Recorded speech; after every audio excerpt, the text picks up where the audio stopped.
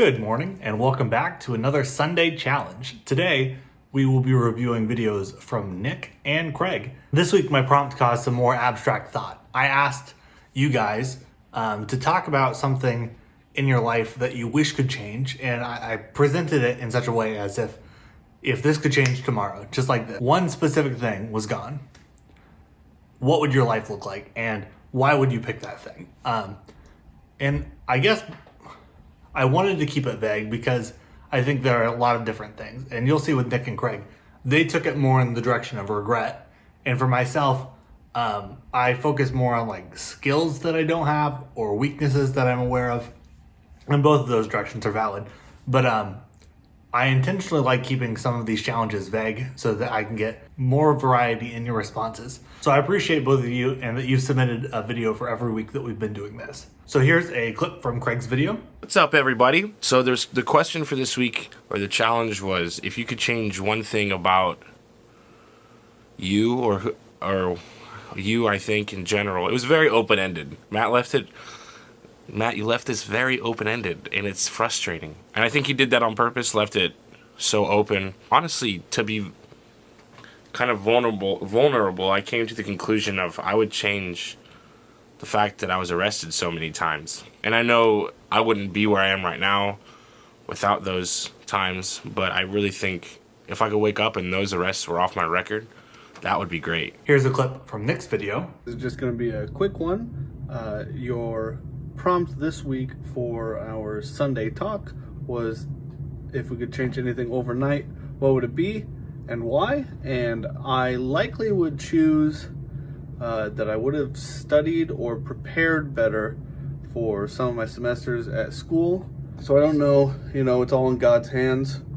I don't pretend to know where my life is going, and I just kind of roll with the punches. And before I say anything else, please make sure you go down to the description and watch those videos for yourself so you can get a better idea of what they're both talking about. Both their videos are about 2 minutes long, so you're not really sacrificing time. And I just think that one of the benefits of this Sunday challenge thing is that we can support each other in the content that we make. And even if it's not something like, I don't think that Nick and Craig are currently wanting to make YouTube videos like I am. It's still cool to support people who like something that you like. And the thing that you like is me. I'm the thing. This channel is the thing. But really just go support them, watch their videos, because I think they're good. I appreciate with both Craig and Nick that there's a large level of vulnerability, and I don't want to give everything away for either of those videos, so you should really go and watch them.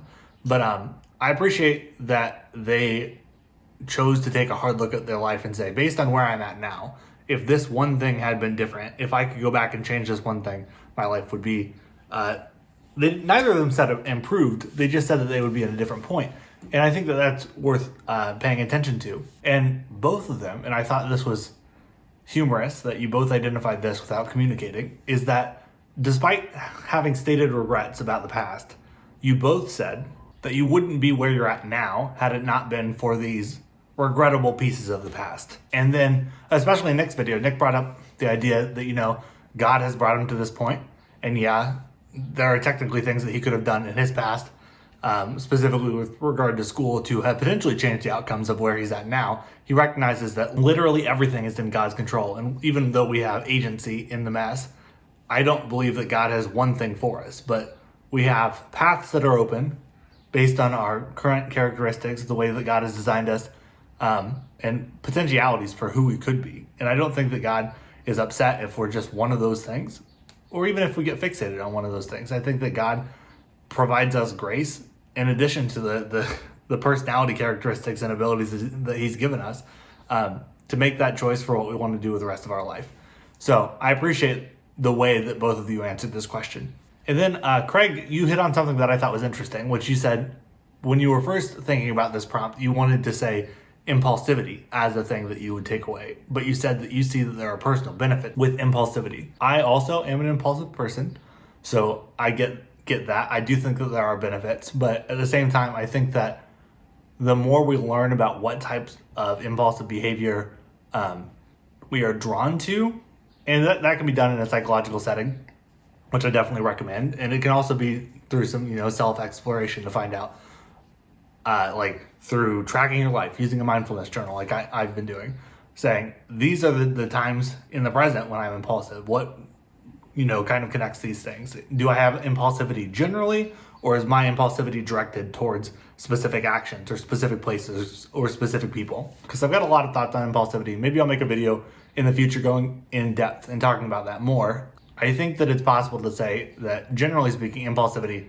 is seen as a bad characteristic or a symptom, but that doesn't mean that all bad characteristics are completely negative. There's no benefit to them. So what I'm saying is self-reflection is good in that point to understand what impulsivity is doing in your life and what it has done historically. So for me, instead of regrets, I focused on what skill I would like to have the ability to change. While I am strongly extroverted, there are some social situations that my body just doesn't enjoy. And I don't know if it's because I didn't expose myself to them when I was younger, or if, it is just a unique aspect of my personality, or if it's a generational thing. I think there are a lot of potential factors, but basically it's this.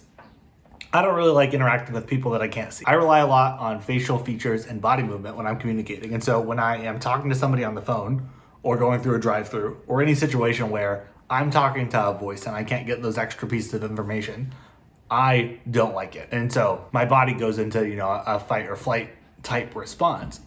And I typically prefer just to avoid that. But in the more recent past, I've been working to get over, and I want to call it a fear of those specific types of social interaction. And so I've been working on going through drive-thrus more. I occasionally answer the phone if it's a number I don't recognize, though that is much more rare. But if I didn't have to think about it, if it was a thing that my body just did naturally, I would love for that I would love to wake up tomorrow and not have to think about this anymore, to just respond in that way. So yeah, that's me. And I could definitely name regrets as well, but I think for the purpose of this exercise, I would rather focus on skills that I don't have, which I wish that I just naturally had. And when I talked to Crae about this as well, she had a pretty similar skills-based approach. She said that she wished that she had academic gifting, that school would just come easy for her or tasks would just come easy for her. And I'm sure that she could detail that more, but just vaguely speaking, we both kind of approached it from a skills direction as opposed to a regrets perspective. So the prompt for next week is related to the prompt that you guys answered for this week. So focusing on your regrets or your skills or whatever it is that you've identified, even if you didn't submit a video, I want you to think about what tangible steps you can make, even if you can't undo the past in terms of regret. What steps you can make in the present to move past that obstacle and hurdle. And I know, Nick, you mentioned like taking specific classes as a possibility to overcome that. I just want to kind of explore that more. And it's also completely acceptable to say, no, this isn't a thing that I can overcome. This is part of my past. I'm kind of thinking, how can I use this deficit or this regret in a way that is building my character into the future? So think about it this way. I've got this regret or maybe this weakness. What am I going to do about it so that it does not continue to negatively impact me in whatever areas of functioning that you choose? And like Craig pointed out, I do believe that there are positives to these negative experiences. Just like there's positivity to impulsivity, I think that it's possible to say, this thing is beneficial in some regard. Even if a genie can't just magic it away, what would this look like if I made tangible steps to not change the past, but to change the consequences of those past actions as you're building towards the future? If that's not clear, ask me down in the comments. This seems like a more complex question to ask, so if there's any confusion, just feel free to ask me. I think the benefit of this question is we're thinking about persevering through difficult times, difficult aspects of who we are, and looking forward to a future where we've grown from these experiences. So if you're not Craig or Nick and you would like to participate in this challenge, which will happen next Sunday at 10 a.m., please submit a video to me via Facebook, via YouTube, wherever you find me, in the comments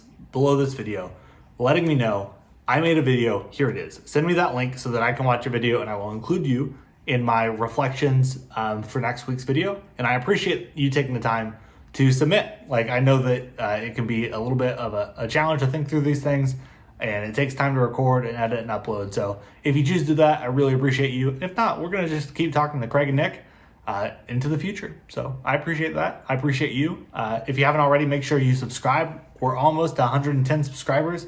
It's slow and incremental, and I hope that some of my videos later in the month will be more inspiring for subscribers. But for now, I'm enjoying just having these sit down conversations and talk to you about, what's going on in your life, and I get to share, what's going on in my life. And I think that's one of the things that I love about psychology, is that we just get to be introspective and get the input of other people into our lives, trained professionals who have some more insight based on their training. And I'm not at that point yet, but I am picking up little nuggets here and there. So I think that it's helpful and beneficial for me to process through those and share them with you. So I'm Matt. Thank you so much for watching. Do all the things, and I will see you tomorrow at 10 a.m.